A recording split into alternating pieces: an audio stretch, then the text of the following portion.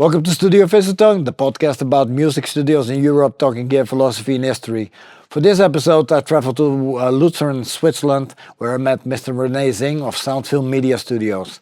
Soundvile Media Studios is one of the last facilities in Europe that has two Dolby Atmos licenses, one for home entertainment and the other for music studios.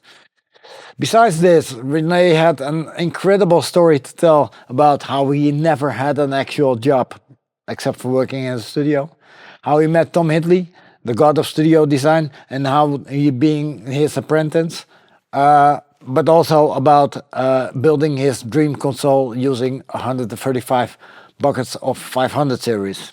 Let's not waste any more time here. This is yet another day, another story to tell. My name is David Jones, I'm the studio visitor. Let's go. Hey there, welcome to the channel. Hope you're having a great day. Next to me is Mr. Rene Zing. And we're at Soundvile Media Studios in Lucerne in Switzerland. Awesome. How are you doing? I'm fine. Yeah. And welcome you in Lucerne, Switzerland. It's wonderful that you made all this long trip to visit the studio. Yeah, I'm amazed by your facility and also by your hospitality. You got a rich history in studio technique and how the studio started. In a nutshell, back to the days, how did you start a studio? Well, actually, I started as a boy because my father always used to record and film. So I was raised with AMD 421 microphones, etc., which usually nobody had back then. And then when I played in bands, I learned 7 instruments. I used to be 24 years drum teacher in a boarding school, 21 years in another music school. And obviously, I was the guy who did all the recordings at home for the bands. And well, after school and military service, I just kept on doing my hobbies. So I never had the chance to learn a job, a real job. What do you mean by real job? Like everything outside the studio work. No, just kidding. But it was always a dream to have an own studio, and then I used to play as a studio drummer in another studio, and then I've seen, hey, this guy, he knows how to handle it. If he can do it, I can do it as well. And so this is how I started then. And I built the first studio under the name Soundvile in 1979 in the old town. I was 10 years old. Yeah. And then 1980, we started to plan the facility here. And so I was attending the first Synodcon workshop in Hamburg before the AES. And at the AES, I ran into Tom Hidley, the studio acoustic consultant back in the days. How was that for you? Wow, that was like meeting God in person. I mean, the audio God. Because, you know, I was in the States traveling and talking to most of the major studio acoustic consultants. And there was one thing they had in common. Everyone told me why he is better than Tom Hidley. So if everybody orients on Hidley, it was kind of obvious. And so I had a chance then to build a Hidley studio because Tom was living in Montreux, Switzerland, in the French-speaking part. And so we've seen each other several times, and then something strange happened. I mean, he kind of adopted me as his audio son. Why? So, any specific reason, or? Well, I guess it could have been my, let's call it nerdiness, and my ears and my way of thinking or whatever. I mean, I got so many things that he sent to me to listen and to test, because he was quite old back then, and his ears started to, you know, no more the same quality than my ears were back then. So I got Vandenhoel and many other things here to test. I went with Tom to Holland for giving lectures, and when I was in Nashville, he asked me to check out Glenn Meadows' Masterphonic Studios.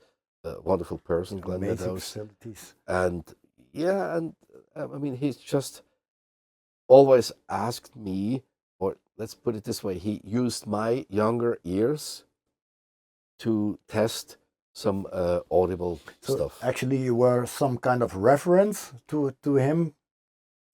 Reference or prolongation of his ears and possibilities, whatever. So there was I really felt like, hey, he adopted me. Although it sounds strange, but it's your audio child. Yeah. I was his audio child, so to speak. Yeah. And then you started to develop plans for this studio, and if I'm not mistaken, you helped you a lot with the way you should acoustically approach building a studio. Yeah, I mean, I studied a little bit acoustic. Even my schoolwork I finished on the topic problems of music reproduction in living rooms and psychoacoustic and stuff like this. Of course, I got the best note because none of the teachers could judge this, because this was way out of their knowledge. But it was always like this. And, I built speakers as a kid in my bedroom when I was like 17 or 18 years old. Can you imagine? There was my bed, and left and right, Altec, voice of the theater, in a kid's room. Really? And some other speakers on top of them, and the first mixing desk. I started to build mixing desk. It never got finished, as opposed to this one, which now we'll talk later about this. Which got more or less finished. Yeah. And so I was just, maybe it was just this kind of, as you would call it these days, nerdiness. How fun was it to be to embrace the nerdiness and know more about acoustics and speakers than your teachers? Well, that was in school time, and in school, teachers, they have no idea about this. They have their schedule, and they are just kept teaching what they knew, nothing more, exactly. Nothing less. Because this was never a topic for them. No. Yeah, and then I wrote my first program for control room acoustic design. It was based on geometry, and then on the geometry and size, it automatically calculated the room modes and stuff like this. And at that young age? Yeah. That's kind of sophisticated.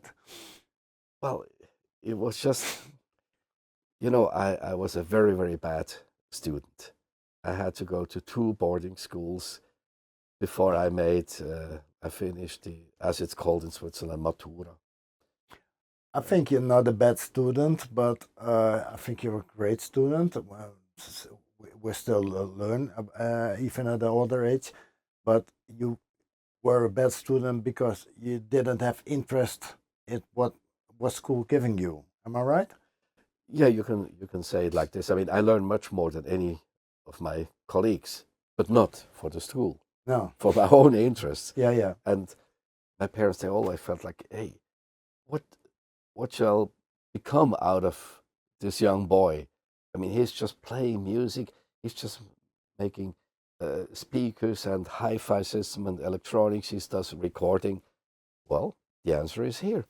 And it worked. I mean, there's always a certain amount of luck behind it. Sure. But, I didn't actually care for any business aspect. I never invested with regards to making money. I always say I try to earn money to build a company, and the rest of the world builds a company to earn money. Yeah. I did it. It's the opposite way of doing business. How's that working for you now, in these days? Because back in the days, times were totally different.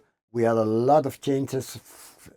I think we're talking about 35, 40 years of business. Yeah, I'm doing this now professionally since 45 years. 45 years. There's a lot of changes going on. Yeah, I mean, of course, I've gone through all the analog parts, then the digital tape machines. I got the very first Studer Dash machine, the 48 track. And then we changed to all the file-based stuff, Yeah. and then all the audio over IP stuff. Like I mean, Dante. it's just all the whole thing that we're doing. Yeah.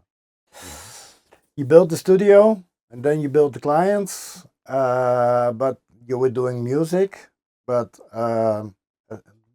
we had a chat before this. Multimedia was a big thing like AI is now. You changed the name from music studio to media facility. Yeah, that was, I was always interested in sound for picture. And, I've been 50 times to London, 20 times to Los Angeles and New York. I even had for 10 years an office in Los Angeles. Really? But it never really worked. And it was at the home of a friend of mine. When I was like at Jimmy Penco's, Chicago's place, they say, hey, you're the guy with the studio in the Alps. Let's go to Switzerland. Let's go skiing. It was more like this kind of thinking. I was 3 times at Olivia Newton-John's house. She made tea for us, and I helped there a little bit with her private studio and many other of the nice names. So I was always lucky that I had a chance to meet these people. But yeah, I just didn't know anything else, because this was all that I was interested in. There was no conversion back to having an office over there, back to your own studio. No conversion of jobs. Unfortunately, not. Sure. But you see, the point is, when 1990 to 95, there was a first recession. The first thing that was cut was traveling budgets. Yeah. So there was no chance. And 1995, I call this the ADAT shock. So everybody started with their home recording, which was a huge step in sonic quality and technical quality. Really the and time. major studios, they got bankrupt. Even names like Wally Heider Studios, etc., they don't exist anymore due to this democratization or digitization. Yeah.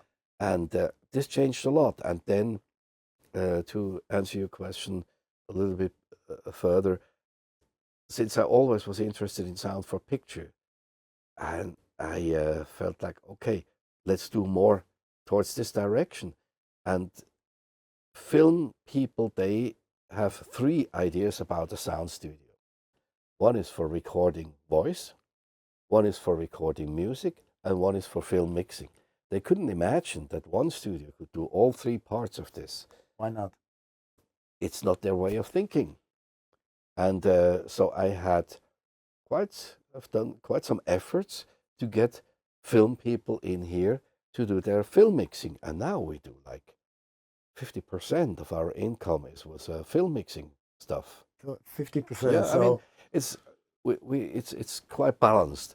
The music and film stuff, and that makes me happy. I mean, this helped us well in the pandemic part, because there was still some more going on sound for picture than music, because no bands could record anymore because there weren't that many people allowed in the studio. really, that was one of my questions. Like, you had restrictions. Yes. How was COVID for you anyway?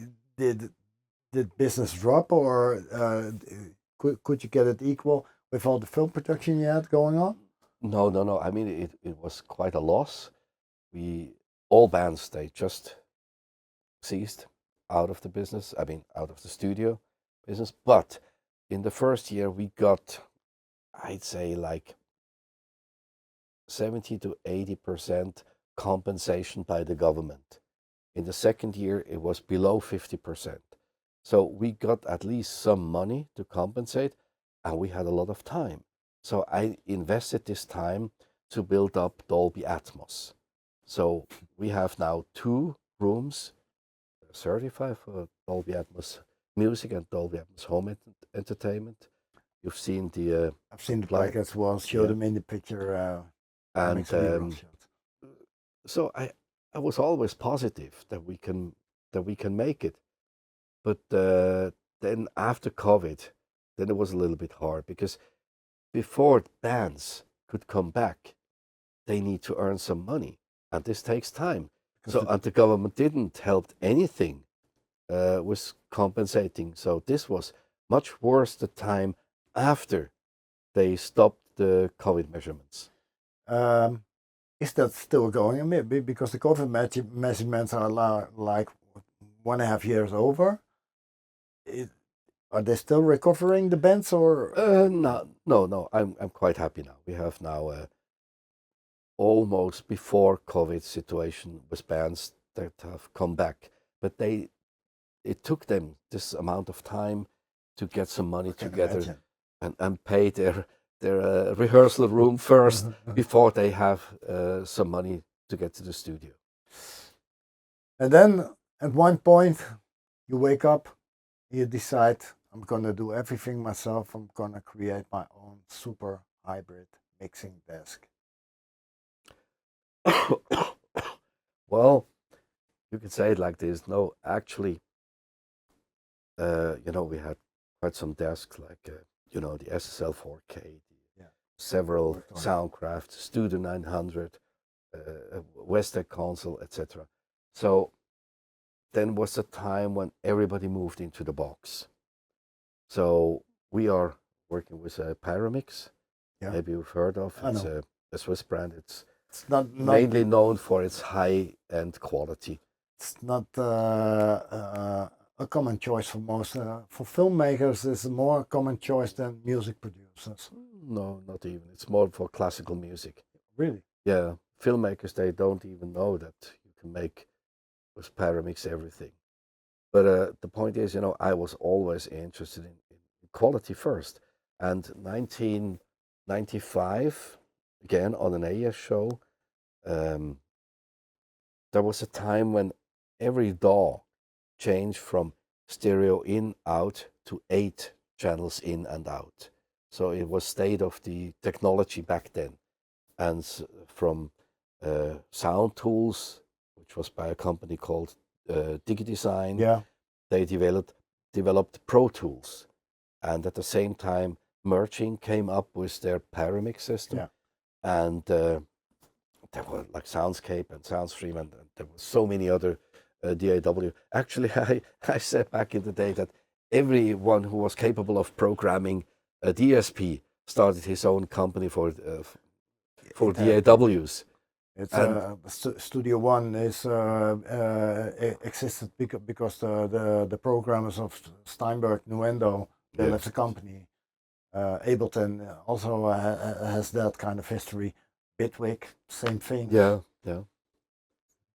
So actually, I then decided more for the people, because the merging people, ex-Studer, ex-EPFL, ex-ETH, Danny Weiss, of Weiss Engineering, he helped with the dynamic section, etc. And amazing. They were based in Switzerland. So when I have a problem, I don't have to call a company in Los Angeles with a 9 hours delay. I can call them here. Thing. And if there is a problem, I can drive to the factory, and they even have been driving to my place. And the founder, the still CEO of Merging, he worked for 10 years with Nagra Kudelski. So you see, it's all the top brand names in the audio business that built this system. So I trusted mainly in the person, and they had from the very, very beginning the highest possible quality. It was 32-bit floating point as opposed to Pro Tools, which still was fixed point. And they came a year before Pro Tools came with Surround 5.1. And when you, I don't know if I should say this, but Pro Tools has, on the small print, it says not for professional use. Because why?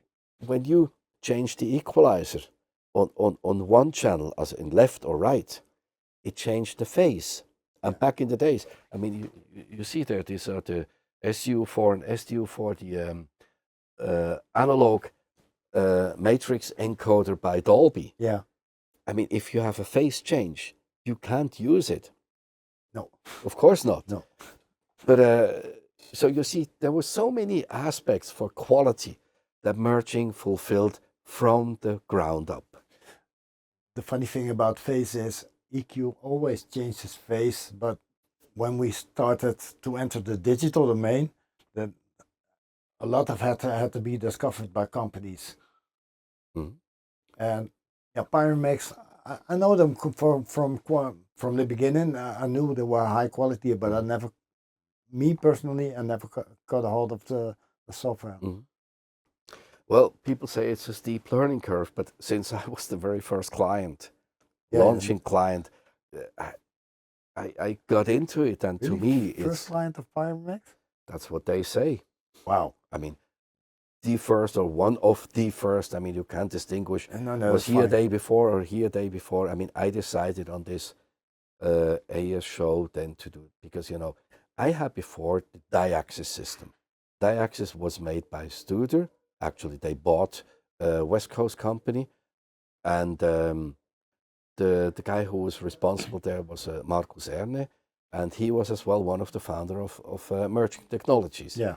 And Marcus Rene is an absolute crack. And he developed as well the EQX, was still is one of the very best digital equalizers.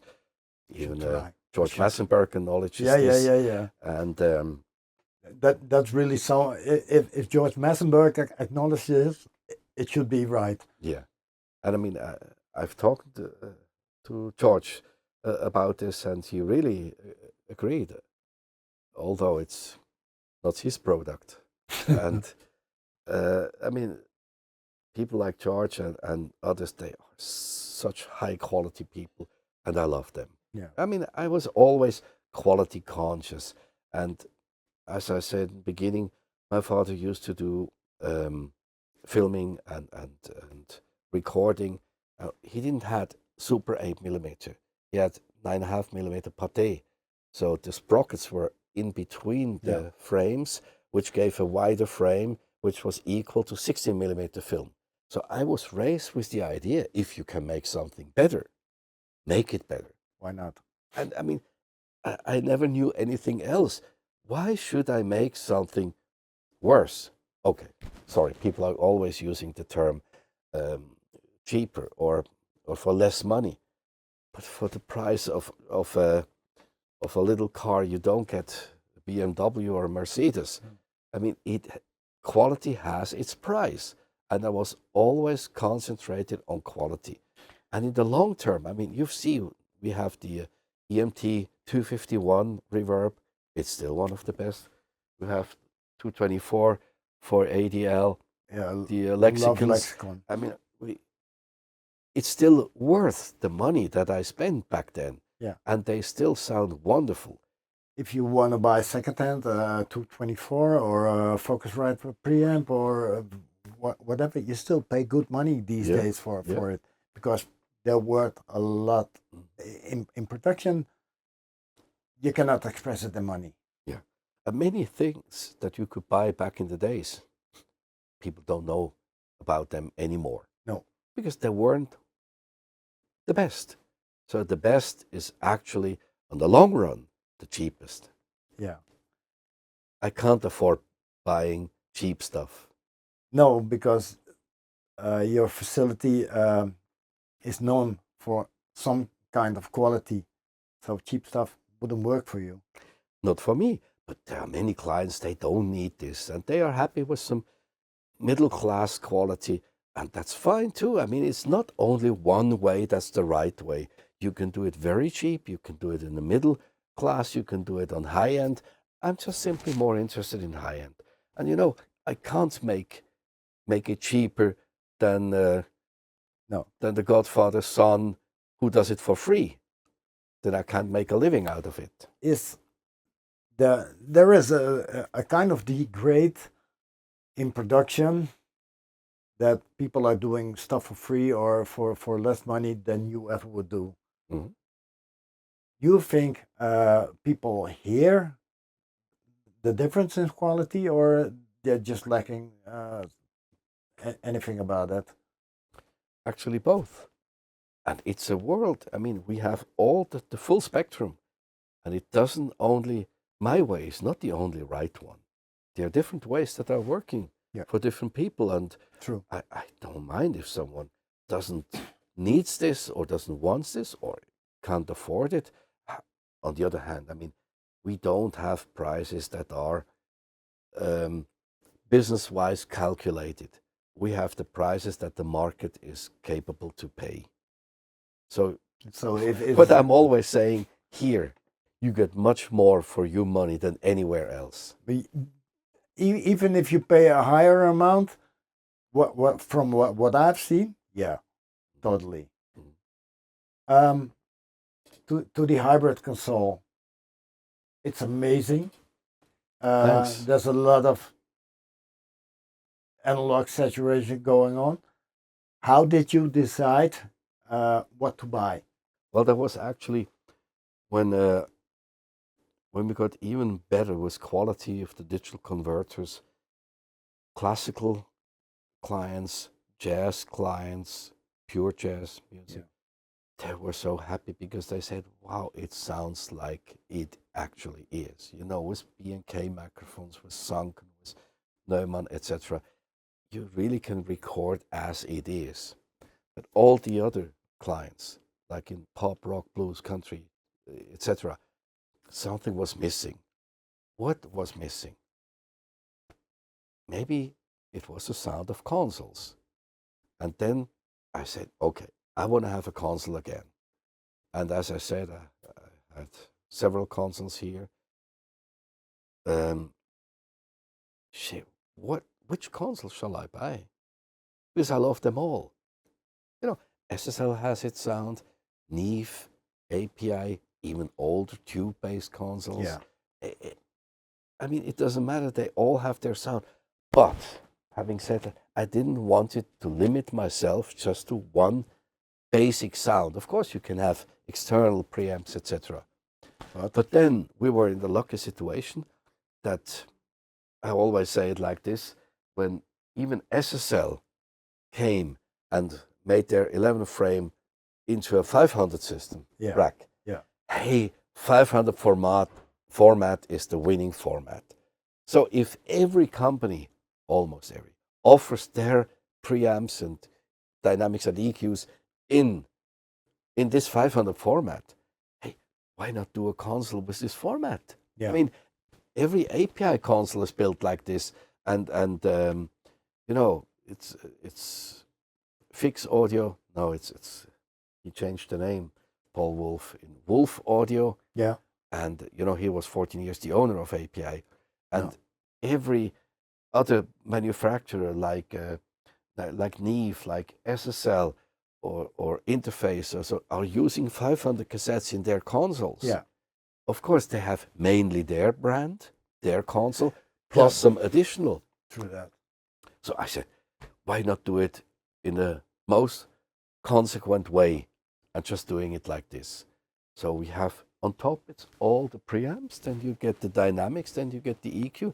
Like in a standard channel strip, it's not an API, but you have a whole bucket of API-ish, a whole bucket of Neve-ish, then is the vintage bucket, you know, even with germanium transistors. Yeah. Then you have a little bit of SSL and Midas, and then the special bucket. And it's a whole complete spectrum of anything, any sound that is available that you turned into one console. Almost any.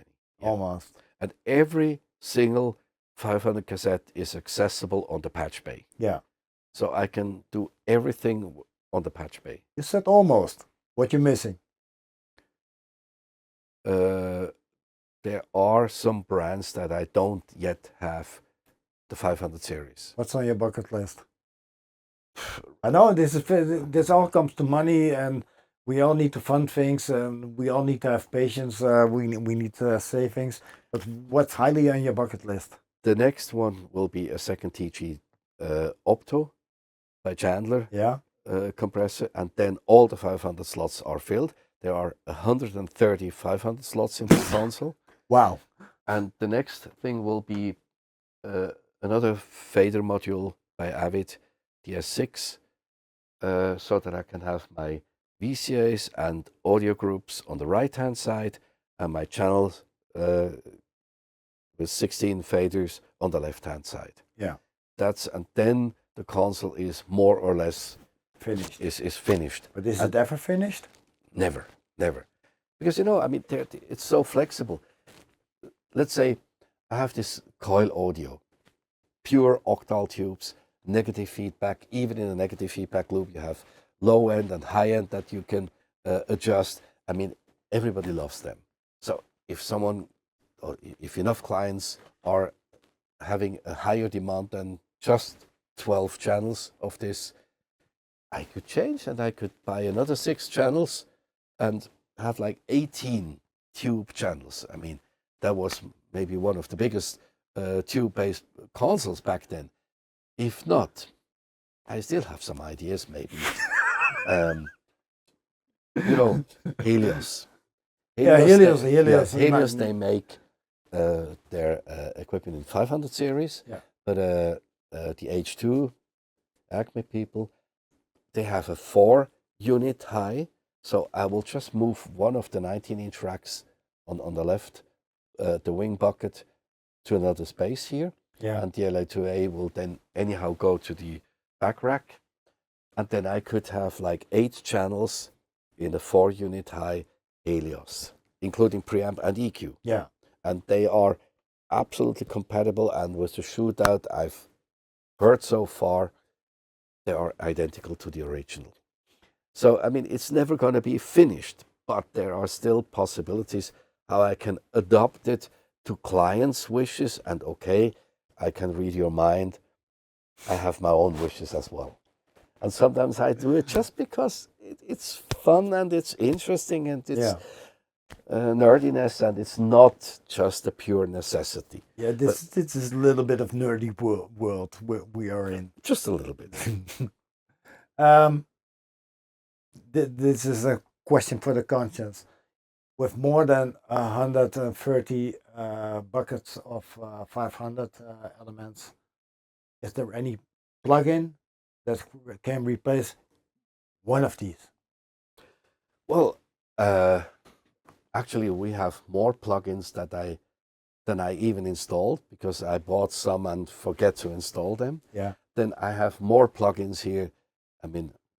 I get a bloody finger if I scroll down all the plugins that I even remember that I have them. Wow. But that's with most studios these days. Plugins, they don't cost that much.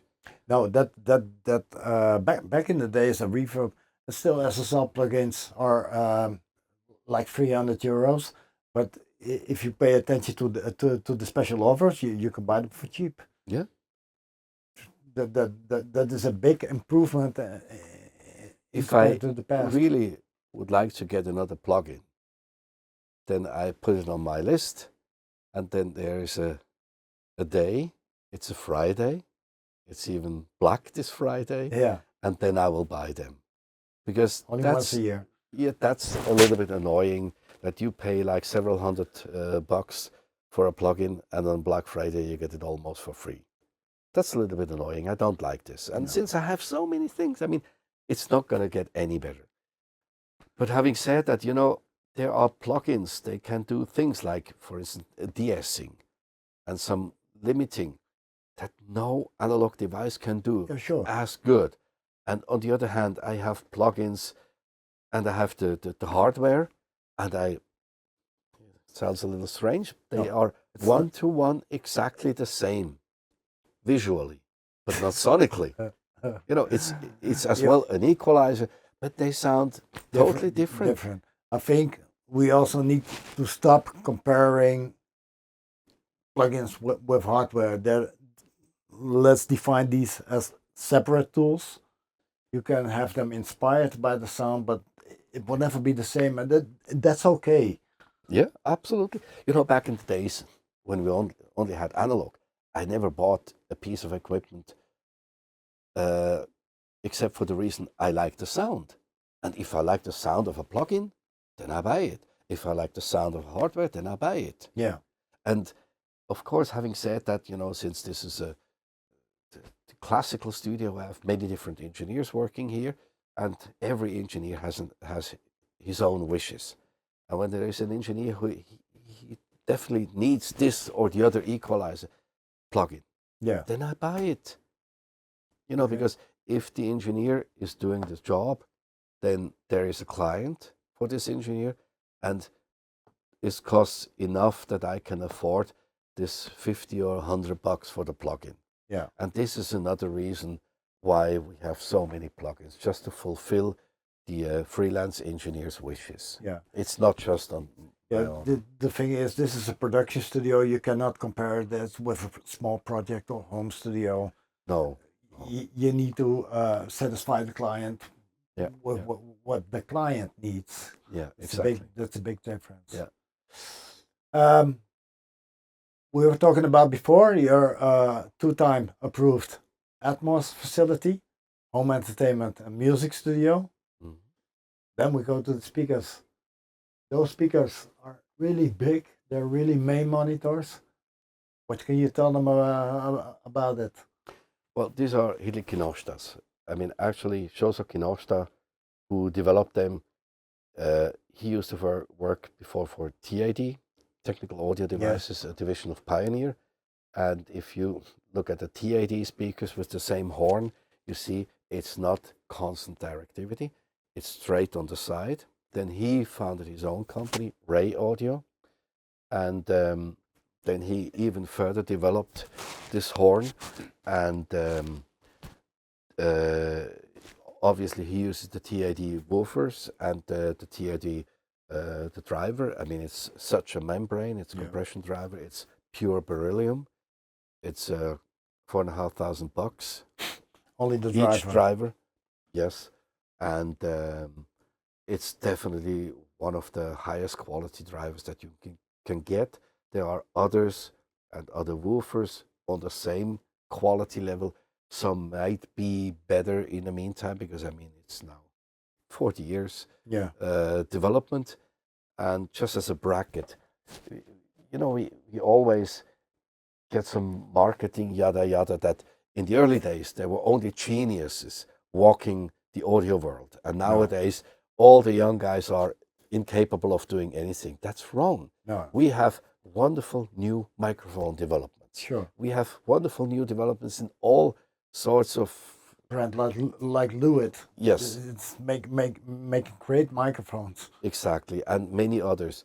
There are some beautiful things out of the old world, because back then people were more developing using their ears. And since you know Malcolm Toft, he might told you as well his story, how they developed the A-series console. It was mainly with the ears of the engineers, of the producers, of the musicians, of course, of the technicians, etc. It wasn't made to a technical spec. It was made for a certain sound. Okay, I close the bracket here. And Kinoshita developed these speakers. These are the horizontal ones. They are the vertical ones. So they're more like a Topolito system. And when we moved to Atmos, I had a center speaker before, developed by a colleague of mine, who is one of the top speaker developers as well in Switzerland. And but I needed to have the same as close as possible. So I found the same horn. Of course, I used the same driver. Yeah. But I couldn't introduce 15-inch woofers, so I decided for the 12-inch one. Then I got a French brand, and which was technically absolutely superb. The fastest one, it goes up to 7.5K. And then but I wasn't really happy with how the whole system sounded, so I changed. Then, by the way, there's the center speaker in the back. They go further to the side. Maybe you can see it left and right a little bit. It's 157 liters, and of course I did it with an active crossover, which actually I used the Anubis by merging as a crossover. And like this, we could get as close as possible to the left-right. you never can match them, because a center speaker has a different position, so the transfer function in a room is always different, except for if you make like a spherical room. But since you can make a music studio with a spherical room, it's Will get crazy of all the reflections going on. well, by the way, SE Electronics, the Jürgen Strauss, who actually built my first center, he calls it the lab. So it's a very interesting place. Check it out. Yeah. And he makes wonderful speakers. He even developed a new, actually a replacement for the TAD, because he used the same woofers in his speakers before. Now has a further development with an underhung construction. Absolutely interesting. One day I will maybe try to change them. I never know when. It's never because finished. It's all money question finally. Yeah, sure. But having said that, there is a company, a French company, they made more or less the same speakers with another development, JMF Audio, because they made the power amps. And when I checked their power amps out here, you can read it on their website in their history story. Afterwards, Tom Hidley used these JMF power amps for all his, or most of his new designs after then. You know, again, the same story with Tom. Yeah. You know, my ears, my nerdiness kind of worked. For Tom, but if it works for Tom Hidley, it should work for everyone. I would say the same, yes. Yeah. Second. It's not, most Atmos facilities go up to 7.1.2, but yours is not like that. This room here is 914. And since I didn't, I mean, you know, Hidley acoustics, or this is a non-environment acoustics that you can read in Philip Nevel's book. Of course, you need some time because it's several hundred pages. Sorry. Of course, I have all these books and about horn speakers, etc., etc. But I didn't want it to corrupt the heavy trapping of the room. So I specified the smallest speaker that Dolby accepted as a reference speaker, which are the KH80 by Neumann. But then I had to expand the LFE. Yeah. So I have like 2 KH75, just as a low frequency expansion of the 10 immersive speakers. And I all place them behind the grill cloths so you don't see them. No. Because it's more interesting if you use your ears to mix than your eyes. Yeah. 2 subwoofers, or any subwoofer we have as a multi-sub, so you address the room modes, each one a little bit different. Yeah. So like this you can get even a smoother, even though the Hidley trapping is smoothing it out. So actually with a high absorption of low frequency, you get a wider Q. So you don't get a steep room modes. Yeah. And with a multi-sub, you even can smooth this out further. So it's I mean, it's why, I mean, you've heard this. I was amazed. And even the Dolby people were amazed, and many other that were here about this low end. I mean, it is the way Tom Hidley acoustics, or non-environment acoustic, I mean, there's Sam Toyoshima, Augsburger, and many other acoustic consultants that are using this kind of technology. Nowadays you have different ideas how you can make a control room. And this is definitely made for stereo. So with an immersive solution, it needs some further thinking. How was it to meet up with the Dolby people over here to prove that you're Atmos certified? Well, there is no official certification anymore since they made up the deal with Apple. But they come here, they do all the measurement, the final adjustment, and then, well, they were more than happy with it, so we got the plates. Yeah, but it's okay for having a special environment, but still not certified. It's some kind of special. Yeah, well, I mean, of course, I haven't done it by myself. There's this German company, SMM. Have you heard of them? No. They are the only ones in a German-speaking part, as far as I know, at least in the south, that are certified by Dolby to do it. And back then, when we started, there was still Atmos mastering, and for the Atmos mastering certification, you needed the Dell renderer. This is the only one that's certified for Atmos cinematic, and of course we have this Dell renderer as well. And because in a other facility, we would like then to get the Dolby Atmos Cinema approval as well. That's future talk. You're still looking forward to get certified for cinema, or? Yeah, sure. Oh, really? But not now. I mean, this is a couple of years in the future. Doesn't matter. At the end of the day, it's about, if you get the certification, it will improve the heritage this facility has. Yeah.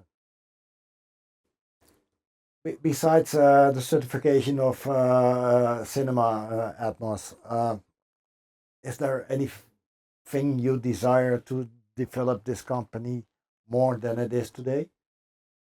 Well, my lease runs out in 2030 here. Yeah.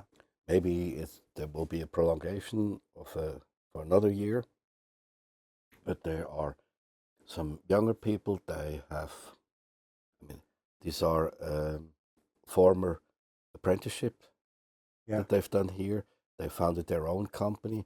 They do film and music production. They need infrastructure like this. And so all these companies that need this premises here, they said, well, when I have to close down, I mean, for me and my age, it doesn't matter, but they need this. So we agreed, or they agreed, to build a new facility, and I do all the planning. I mean, I can do even more what I love to do. It's amazing to be part of that, huh? Yeah, I mean, this here is a little more than 700 square meters, and the new facility will then be like 1,200 to 1,400 square meters. I'll come back. And yes, you have to come back by then.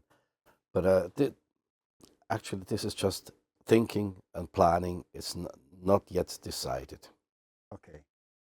But 2030, it's going to be end of life here, or you go? Here, yes. Yes. Because there will be flats built in here. Okay. So it's going to be burned down to the ground, and no, they need to keep the structure and rebuild inside. Okay. Otherwise, they couldn't build the volume anymore. So, at the end of the day, we heard all about this facility. This amazing facility. It's one of the most amazing facilities I've ever been in. Your plans for the future? Anything we missed for the future? Well, actually, the plans for the future is these young guys who are working around here, they found their own company within Soundvile Studios. They need some facilities afterwards, and we are thinking about doing something new, which then will be even bigger and better than what we have here. But that's for the future. These are just ideas and plans. There are no decisions taken. The decisions mean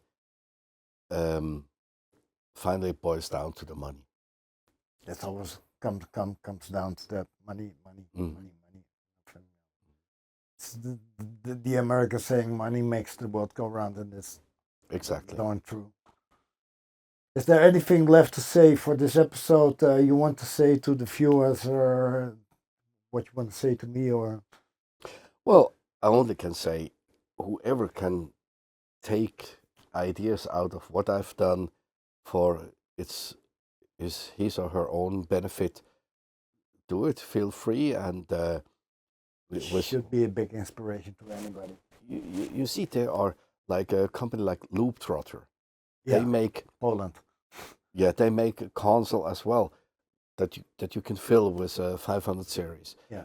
The only thing that I'm not too happy with most of other solutions, they are, in my aspect, losing real estate on the console for auxiliary sends.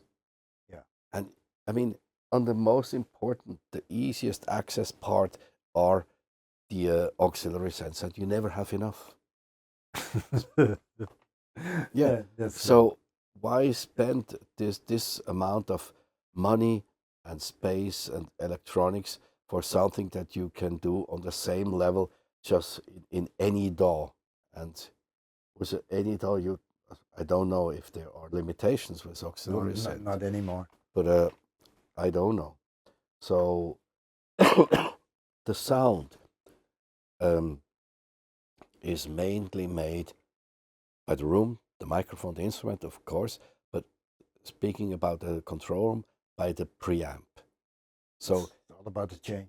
Get the preamps, maybe some EQ and dynamics, and all the rest can be done in a DAW. And I mean, that's all what I can conclude out of this. And of course, I mean, the most important thing is get your control room acoustics right. Speakers, a certain level upwards. The room acoustic is much more important than the speakers. Most important tool to everybody. Yeah, up from a certain quality level. I mean, I'm not talking about the cheap, shitty plastic speakers that are called monitors. No. Yeah. I know what you mean. The thing is, I tell this story a lot of times. The guy that does my mastering says, I got PMCs and I got a DIN Audio BM6. Mm-hmm. I'd rather master on my BM6 in a controlled room than on my PMCs in a non-controlled room. Yeah, I mean, room is you have a membrane. Tool. Yeah. And behind the membrane, you have a box. This box is called speaker. And before, in front of the membrane, you have another box. It's called control room. If one of the boxes isn't perfect, the whole system can't work. Sorry. I mean, that's the best conclusion I ever could think of. Mm-hmm. So get your acoustics right. That's where you should put your money. In the first place.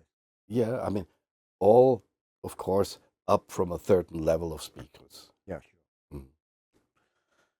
I think that's a great conclusion for this episode. Get your acoustics right. I want to thank you, Rene, for having me here in Lucerne, Switzerland. Thanks for this amazing facility and your hospitality.